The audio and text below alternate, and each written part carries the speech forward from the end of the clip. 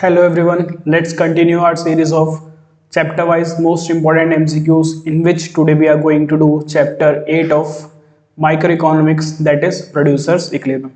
It is one of the very easiest chapter of microeconomics and it has very limited questions. There are only two major important topics that we are going to study in this portion of MCQs. So let us start without any further delay. So first question on your screen, producers equilibrium under MRMC approach. Producer equilibrium हमें बताना है MRMC approach में। तो एक बार इसका diagram बना देता हूँ मैं। अगर ये दो डायग्राम्स हमने कर लिए तो पूरा चैप्टर हमारे लिए क्या लगेगा, एकदम हलवा लगेगा, बहुत इजी लगेगा। ठीक है, तो चलिए दो केस है हमारे पास, when price is constant.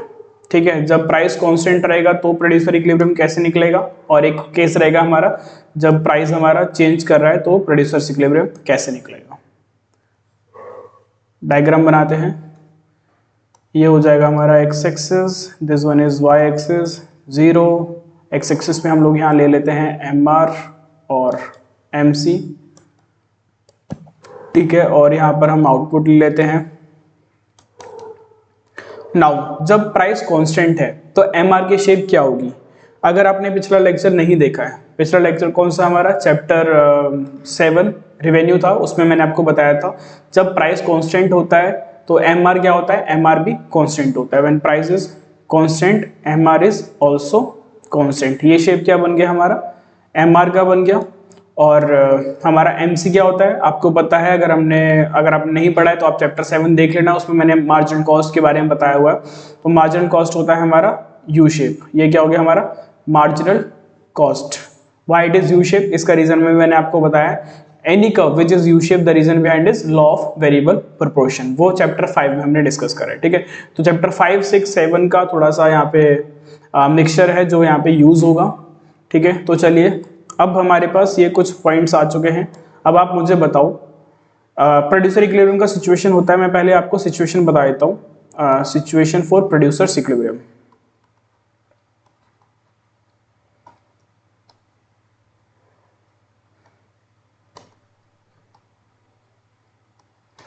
I hope आपको ये कलर दिख रहा होगा। एक बार मैं वेरीफाई कर लेता हूँ अपने से।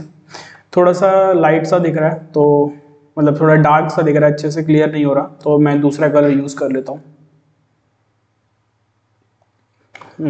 सिचुएशन फॉर प्रोड्यूसर इक्विलिब्रियम हमारे पास दो कंडीशन है। पहला कंडीशन है कि M R equals to M C होना चाहिए, marginal revenue should be equals to marginal cost. Second है after M R equals to M C should be rising. ठीक है, समझ में आया। दो कंडीशन क्या है, पहली कंडीशन ये बोल रही है कि एम आर जो है आपका वो इक्वल होना चाहिए मार्जिनल कॉस्ट के, और जो दूसरा कंडीशन है वो बोल रहा है कि M C should be rising. तो ये जो हमारा कर्व है यू कर्व, ये क्या है, मार्जिनल कॉस्ट है, और ये जो horizontal straight line parallel to x axis है ये क्या है हमारा एम आर है। तो एक ये पॉइंट जिसको मैं ई नाम देता हूँ और एक ये पॉइंट जिसको मैं एफ नाम देता हूँ। ठीक है, यहाँ से एक स्ट्रेट लाइन ड्रॉ करते हैं हम नीचे, ई से भी और एफ से भी। ई से जो लाइन हुई है उसको Q1 बोल देते हैं आउटपुट, और जो एफ से ड्रॉ करी है उसको हम Q2 आउटपुट बोल देते हैं। अब मुझे आप बताइए कि प्रोड्यूसर किस पॉइंट पे इक्विलिब्रियम पे है, ई पे है या एफ पे है। तो हमें साफ साफ दिख रहा है प्रोड्यूसर जो है एफ पॉइंट पे इक्विलिब्रियम पे है, क्योंकि हमारे यहाँ पे दोनों कंडीशन सेटिस्फाई हो रही है। यहाँ पर एम आर और एम सी भी इक्वल है, और उसके बाद एम सी जो है वो हमारा इंक्रीज कर रहा है। अगर हम ई पॉइंट पे आएंगे तो एम सी क्या कर रहा है, हमारा फॉल कर रहा है। तो इसका मतलब मैं ई पे क्यों नहीं रुकूंगा, क्योंकि अगर मैं ई पे रुक गया तो मेरे को आगे जो होने वाला प्रॉफिट है, यानी कि मार्जिनल कॉस्ट क्या हो रही है मेरी, कम होती जा रही है। ठीक है, तो जितनी मार्जिनल कॉस्ट कम होगी और मार्जिनल रेवेन्यू तो कांस्टेंट है, तो मेरा प्रॉफिट बढ़ता जाएगा। इसलिए मैं एफ से पहले कहीं भी नहीं रुकूंगा। ठीक है, मैं जाके कहाँ पे रुकूंगा, एफ पॉइंट पे जाके रुकूंगा। मैं एफ पॉइंट पे जाके क्यों रुकूंगा, आप मुझे बताओ। देखो, अगर मैं एफ पॉइंट के बाद आगे कहीं जाता हूँ, ठीक है, अगर मैं एफ पॉइंट के बाद कहीं जाता हूँ, चल क्यों नहीं रहा कलर,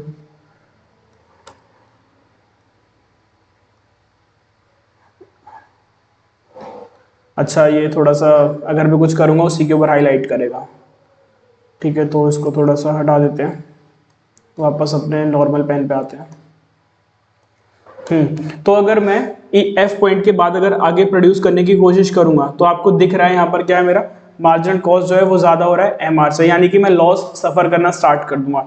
इसलिए मैं सिर्फ एफ पॉइंट पे जाके रुक जाऊंगा, क्योंकि यहाँ पर मैं मैक्सिमम आउटपुट भी प्रोड्यूस कर रहा हूँ और मेरा जो है मैक्सिमम प्रॉफिट भी हो गया। इससे ज्यादा मैं प्रॉफिट अर्न नहीं कर पाऊंगा। अगर मैं इससे ज्यादा प्रोडक्शन करूंगा Q2 लेवल से तो क्या होने लग जाएगा, मार्जिनल कॉस्ट ज्यादा हो जाएगी, यानी कि मैं लॉसेस सफर करना स्टार्ट कर दूंगा। ठीक है, तो आपको समझ में आ गया ये वाला। तो एक केस हमने कर लिया व्हेन प्राइस इज कांस्टेंट। अब दूसरा देख लेते हैं जब प्राइस आपका फॉल करेगा। ठीक है, व्हेन प्राइस इज फॉलिंग। और जो आपका प्राइस कांस्टेंट है उस सिचुएशन को हम लोग परफेक्ट कंपटीशन बोलते हैं, क्योंकि परफेक्ट कंपटीशन में प्राइस चेंज नहीं होता है। जो प्राइस अगर चेंज होता है, फॉल होता है, तो उसको हम बोलते हैं इम्परफेक्ट कंपटीशन। ठीक है, it is a situation of imperfect competition. ये जो हम आगे जो हमारा 10th चैप्टर है मेन मार्केट फॉर्म्स, उसके जब एमसीक्यूज कराऊंगा तो आपको इसके बारे में बताऊंगा। ठीक है, तो चलिए डायग्राम बनाते हैं।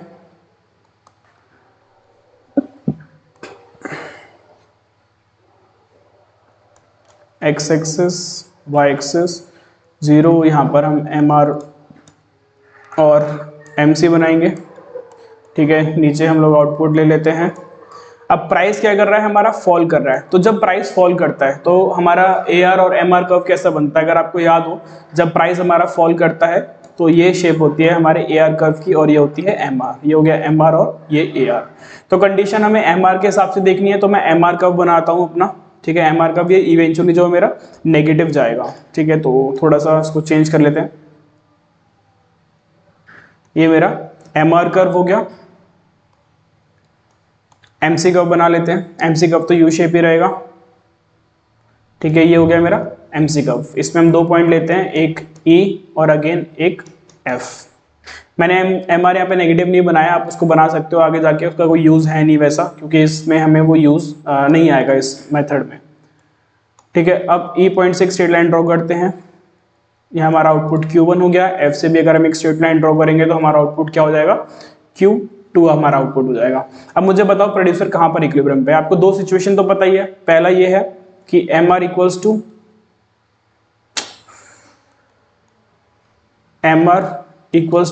एम सी होना चाहिए। फर्स्ट कंडीशन तो ये है।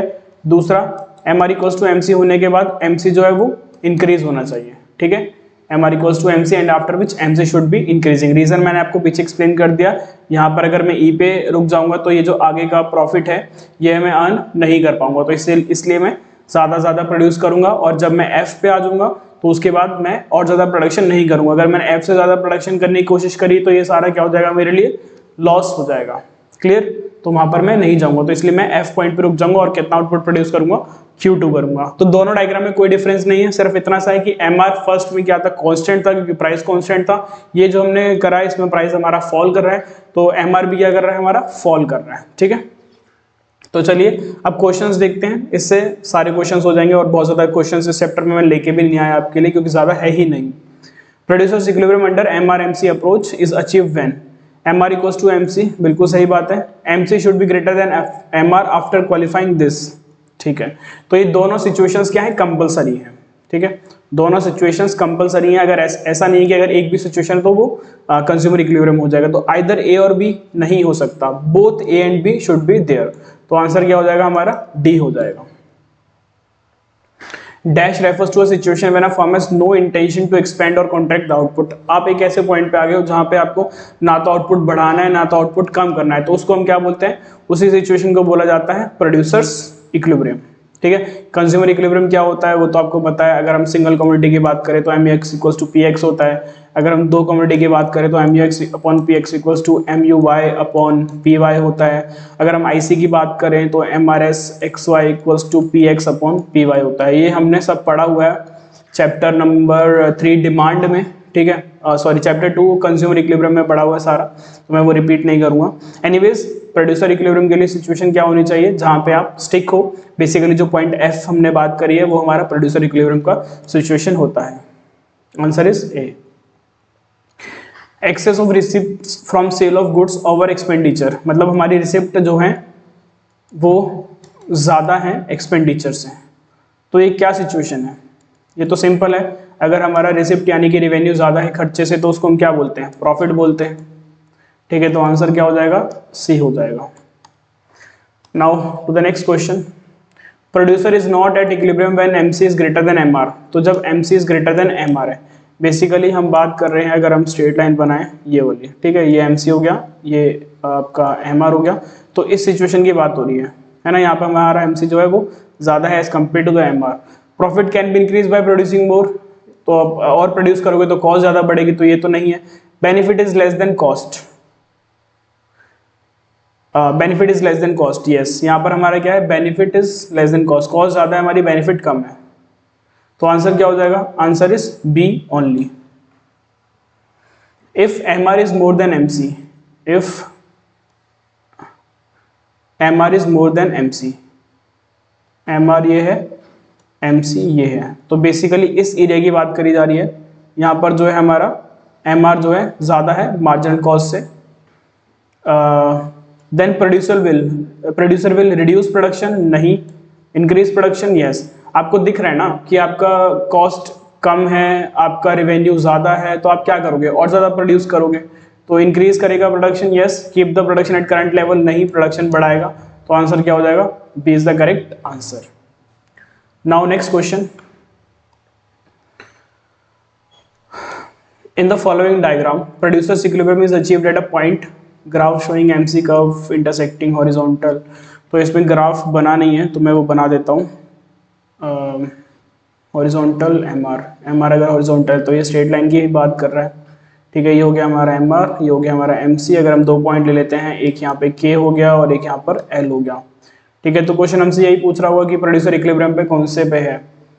In that following diagram producer equilibrium is achieved at a point, के और एल कौन से पॉइंट पर अचीव होगा, दोनों पे हमारी कंडीशन कौन सी फुलफिल होती है, तो एल पे हमारी कंडीशन फुलफिल होती है, M R equal to M C and after which M C should be rising. तो एल पॉइंट पर जो है कंज्यूमर क्या है, इक्विलिब्रियम पे, तो आंसर इज एल ओनली, के पे प्रोड्यूसर इक्विलिब्रियम नहीं है, B is the correct answer, yes. Producer equilibrium refers to a stage of that output level when firms earn maximum profit, firm bear minimum losses, firm has no inclination to expand or contract the output। आप मुझे बताइए इसका answer क्या होगा। ये थोड़ा सा may be आपको ट्रिकी लग सकता है, क्योंकि इसमें आपको लगेगा कि जो है तीनों ही बिल्कुल सही है।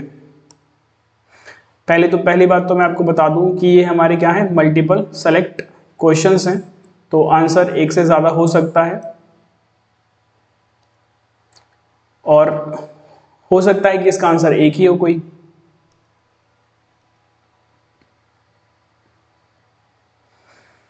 Producers equilibrium refers to a stage of that output level when firm को मैक्सिमम प्रॉफिट अर्न होता है, फर्म मिनिमम लॉस बियर करता है, या फिर firm has no inclination to expand और कॉन्ट्रैक्ट द आउटपुट।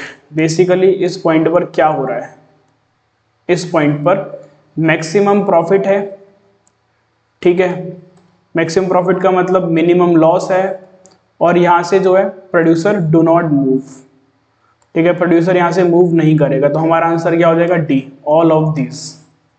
क्लियर। अच्छा, एक चीज और जो जिसमें मैं कंफ्यूज हुआ करता था कि सर आप कैसे बोल रहे हो इस पॉइंट पर मैक्सिमम प्रॉफिट है और मिनिमम कॉस्ट है, जबकि एमआर और एमसी सेम है, मतलब मार्जिनल रेवेन्यू भी सेम है और मार्जिनल कॉस्ट भी सेम है, तो प्रॉफिट कैसे मैक्सिमम हो गया।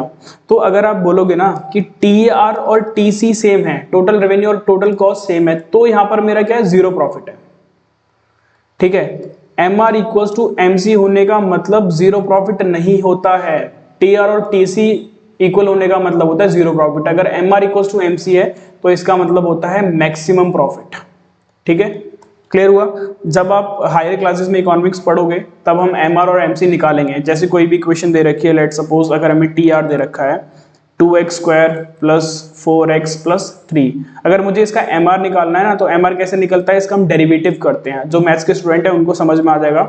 ये हो जाएगा हमारे पास 4x प्लस 4, ये क्या हो गया, इसका एमआर आ गया। इसी तरीके से अगर हमें टीसी दे रखा होगा तो उसका हम सिंगल डेरिवेटिव करेंगे, तो उससे क्या हो जाएगा, हमारा एमसी हो जाएगा। तो जब एमआर इक्वल्स टू एमसी है, मतलब दो सिचुएशन को हम इक्वल रखेंगे जिससे हमारी एक्स की वैल्यू आएगी, तो हमें पता लग जाएगा कि हमारा एमआर कितना है, एमसी कितना है। एनीवेज वो आपके 12th क्लास के सिलेबस में नहीं है, इसलिए मैं उसके बारे में नहीं बता रहा हूँ, जस्ट आपको एक छोटा सा पॉइंट क्लियर करना था। अगर टीआर इक्वल्स टू टीसी है तो वहां पर जीरो प्रॉफिट और जीरो लॉसेज है। लेकिन अगर M R equals to M C है, इसका मतलब मैक्सिमम प्रॉफिट और मिनिमम लॉसेज है। ठीक है, अगर आपको ये कुछ 1% भी समझ में आ गया तो अच्छी बात है, लेकिन अगर ये समझ में आ गया तो बहुत अच्छी बात है। ठीक है, तो answer is D. Next question, in case of perfect competition, perfect competition में a firm is in equilibrium when M R equals to M C, yes correct, M C cuts M R from below, M C cuts M R from below, बिल्कुल सही बात है, नीचे से जो M C cut करता है। M C is rising when it cuts M R, M R को कट करने के बाद एम सी क्या कर रहा है, राइज कर रहा है, ये भी ठीक है। तो आंसर क्या हो जाएगा हमारा, all of the above. Perfect competition हो चाहे ये इम्परफेक्ट होता, ठीक है, अगर यहाँ पर इम्परफेक्ट कॉम्पिटिशन भी लिखा होता तो भी हमारा आंसर क्या रहता, सेम होता, क्योंकि उसमें भी सेम सिचुएशन होती है ना हमारी। ये हो गया एम आर और एम सी जो है नीचे से काटता है, और उसके बाद जो है M R equals to M C होता है, नीचे से काटता है एम सी, और फिर एम सी जो है राइज करता है आफ्टर इंटरसेक्शन। तो आंसर डी होगा, चाहे परफेक्ट हो चाहे imperfect competition. Yes, next question देखते हैं। The profit of a firm diminishes when dash exceeds, the profit of a firm diminishing when dash exceeds, profit कब गिरेगा, जब कॉस्ट बढ़ जाएगा। ठीक है, when margin cost exceeds M R, तो M C comma M R, M C comma M R, answer is D. Now next question 12th, if M R equals to M C and marginal revenue equals to MR, then for achieving equilibrium output, if MR equals to MC and MR equals to, अच्छा MR equals to MC होता है, marginal revenue equals to MR होता है, क्या इतनी बेकार information. Then for achieving equilibrium MC equals to MR होना चाहिए, उसके बाद MC जो है वो हमारा इंक्रीज करना चाहिए। MC कब should cut MR from above, नहीं, ऐसे थोड़ी होता है कि MC ऊपर से काट रहा हो, ठीक है, ऐसा कभी नहीं होता। MC कब should cut MR from below, हाँ बिल्कुल नीचे से काटना चाहिए। MC कब शुड नॉट कट, काटेगा तो सही। MC कब शुड बी टेंजेंट, टेंजेंट का मतलब कि अगर ये हमारा MR है तो ये ऐसे MC हो जाना चाहिए। क्या छू के जाता है, नहीं, ये पूरा ऐसे काट के जाता है 2 पॉइंट्स पे, तो ये भी गलत है। आंसर क्या है, MC कब should cut from below, yes the answer is B. Yes, तो चलिए, बहुत छोटा चैप्टर था, मैंने आपको स्टार्टिंग में बता दिया था। 2 ही डायग्राम आएंगे हमारे इसमें, एक परफेक्ट कॉम्पिटिशन, जब हमारा प्राइस कांस्टेंट रहेगा तो कंडीशन ऑफ प्रोड्यूसर इक्विलिब्रियम क्या है, वो दोनों ही केसेस में सेम है, चाहे परफेक्ट कॉम्पिटिशन हो चाहे इम्परफेक्ट कॉम्पिटिशन हो। ठीक है, तो ये हमने कुछ 10-12 क्वेश्चंस करे इसके। अच्छा, ये 4 के बाद हमारा सीधा 7 आ गया, तो वो थोड़ा सा एरर हो गया। एनीवेज, आई होप आपको ये चैप्टर बहुत अच्छे से समझ में आ गया होगा, इसमें कोई भी डाउट नहीं होना चाहिए। आप सिर्फ ये 2 टॉपिक्स अच्छे से कर जाना, इसके बाहर CUET में से कुछ भी नहीं आएगा। ठीक है, चलिए पढ़ते रहिए इसको, और हम मिलेंगे अब आपसे नेक्स्ट क्लास में। तब तक अपना ध्यान रखिए और पढ़ाई करते रहिए। बाय।